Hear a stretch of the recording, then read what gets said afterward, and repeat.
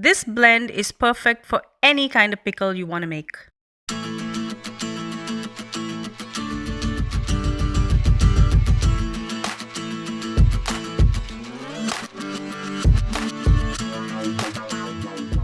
Make the pickle masala by roasting the following until they're aromatic.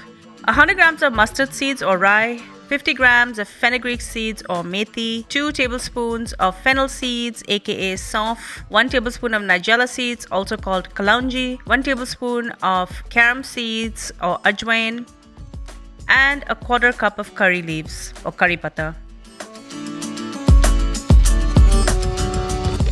Saute this well so everything is nice and roasted and aromatic, and then allow it to cool completely.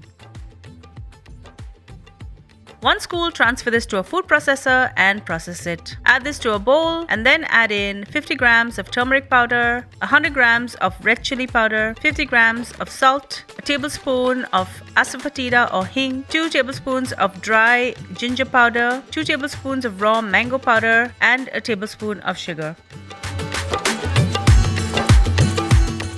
Heat up some mustard oil and add this in a little bit at a time, incorporating into the spice blend.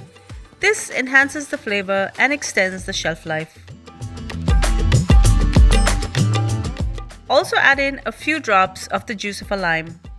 Mix this well together and remove the lumps using the back of a spoon or your fingers.